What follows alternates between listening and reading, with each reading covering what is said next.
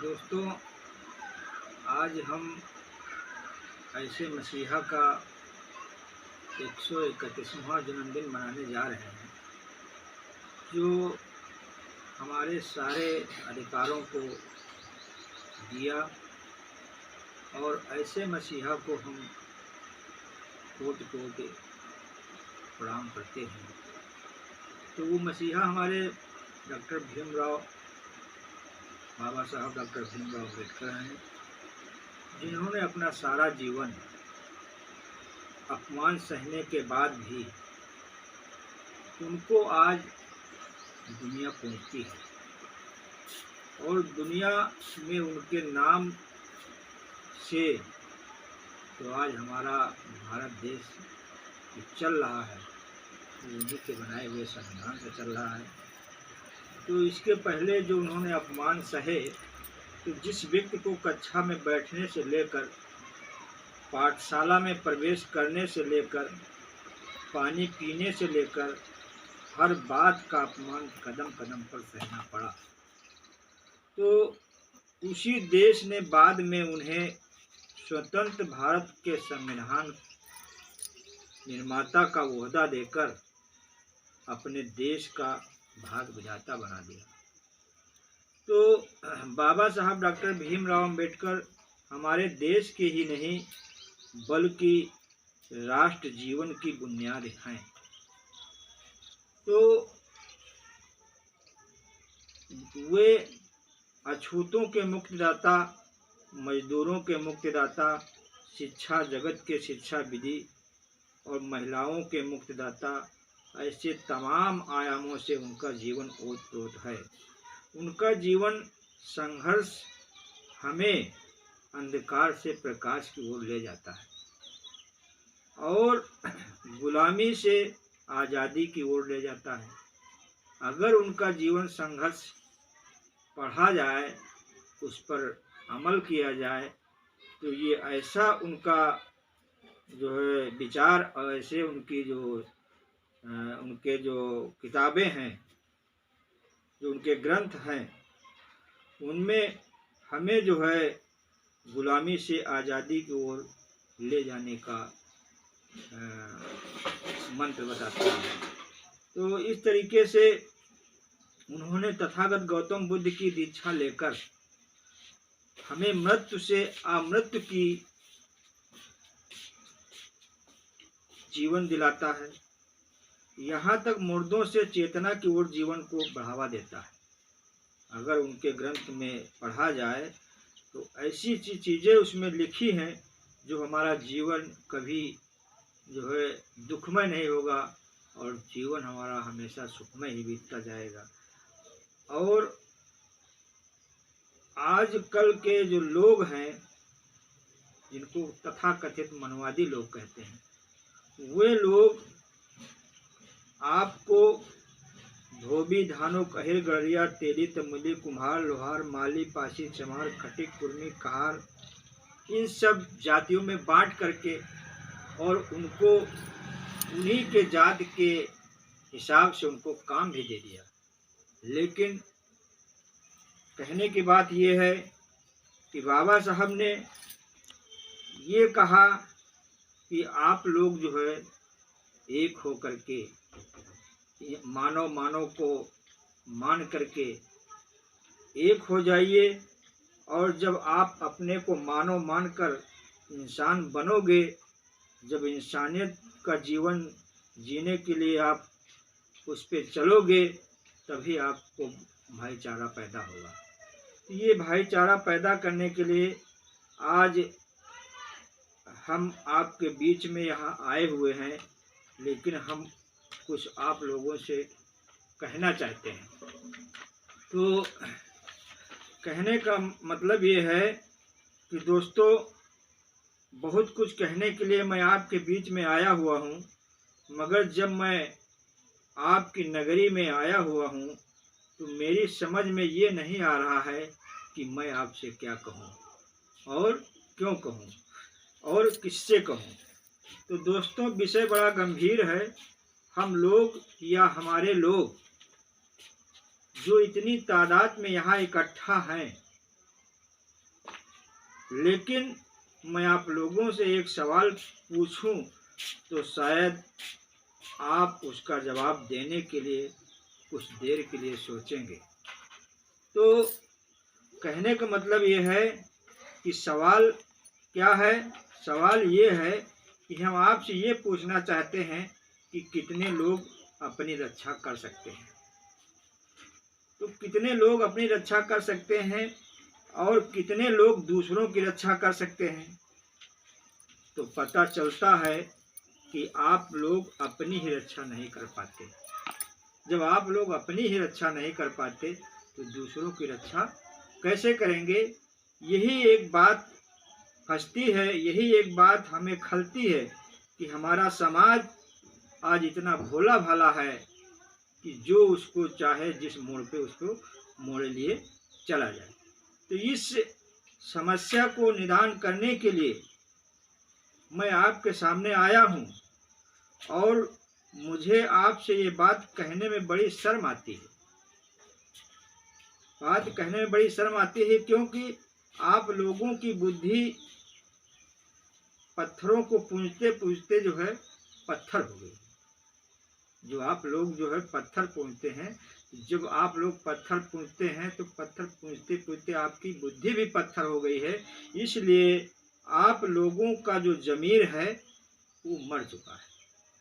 जब ज़मीर मर चुका है तो जब आप लोगों का ज़मीर बचा ही नहीं तो आप लोगों को मान और सम्मान और स्वाभिमान के बारे में कोई जो है लेना ही देना नहीं है। तो इसलिए इसकी कोई ना आपकी जानकारी है। जब आपको इसकी जानकारी नहीं है तो आप सीधे ही जो है गुलामी की ओर हैं। आप गुलाम हैं और गुलामी का जीवन जी रहे हैं। तो आप केवल कहने के लिए आज़ाद हैं, आप केवल कहने के लिए आज़ाद हैं, लेकिन आज आप मानसिक गुलाम आज भी हैं। तो मानसिक गुलाम कब ये मानसिक गुलामी छूटेगी? जब हम शिक्षित हो जाएंगे और शिक्षित होने के साथ साथ हम अपने को जो है गुलामी से, पाखंडों से, आडंबरों से दूर हट करके काम करें। हम उनके बताए हुए काम न करें जो हमें जो है हमेशा नीच को दर्शाता है। तो हम नीचे क्यों हैं? हम खुद दूसरों को जो है ऊंच समझ करके अपने को नीच मान लेते हैं, इसलिए हमें वो लोग गुलाम मानते हैं। इसका यही कारण है। तो आज हम बाबा साहब का 131वां जन्मदिन मना रहे हैं, लेकिन हम जन्मदिन मनाते चले आ रहे हैं। जन्मदिन मनाने से क्या लाभ होगा ये हमें नहीं पता है।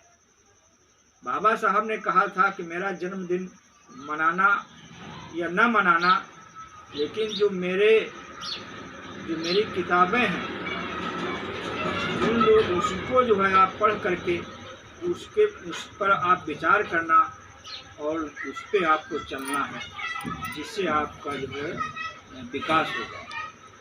तो लेकिन हमारा समाज आज एक तरफ जो है बाबा साहब को तो जानता ही नहीं, बाबा साहब के जो है विचारों को जानता नहीं है। जब उससे पूछो तो कहता हम बाबा साहब को मानते हैं, लेकिन बाबा साहब को मानने से कोई फर्क नहीं पड़ता है। और जब तक बाबा साहब की न माने, बुद्ध की न माने, सावित्रीबाई फुले की न माने, ज्योतिबा फुले की न माने, तो इन सब विचारों को जब आप मान करके चलेंगे तभी आपका उद्धार होगा। तो इसी के साथ में हमें हजारों सालों तक शिक्षा ही नहीं मिली, हमको हजारों सालों तक शिक्षा ही नहीं मिली। और जब शिक्षा मिली तो हमें सामाजिक शिक्षा नहीं मिली, और जब हमें सामाजिक शिक्षा नहीं मिली तो हमारा जो डेवलपमेंट था, जो हमारा विकास था, तो इस तर्क को हम जो है हमारा जो तर्क था वो डेवलपमेंट नहीं हुआ। और जब शिक्षा मिली तो हमें क्या पढ़ना है वो भी जो है तय करने वाले वही मनवादी लोग हैं जो आज तक उन्हीं के बताए हुए, उन्हीं के लिखे हुए हम लोग पढ़ते हैं। वो लोग उस हिसाब से हमें नहीं शिक्षा दिलाते हैं जिस हिसाब से हमारा उद्धार होना चाहिए। तो साथियों, SC ST ओबीसी माइनॉरिटी के ऊपर हजारों सालों से जुल्म और अत्याचार होता रहा, लेकिन महात्मा ज्योतिबा फूले का जन्म 11 अप्रैल सन 1827 को महाराष्ट्र में हुआ, तो वो ये पढ़ लिख कर समाज के लिए शिक्षा का दरवाज़ा खोला। तो उन्होंने पहला विद्यालय 3 फरवरी 1848 में स्थापना की। उस समय शिक्षित महिला न होने के बजाय उन्होंने अपनी पत्नी को सावित्रीबाई फूले को पढ़ाया और पहली अध्यापिका उनको जो है बनाया।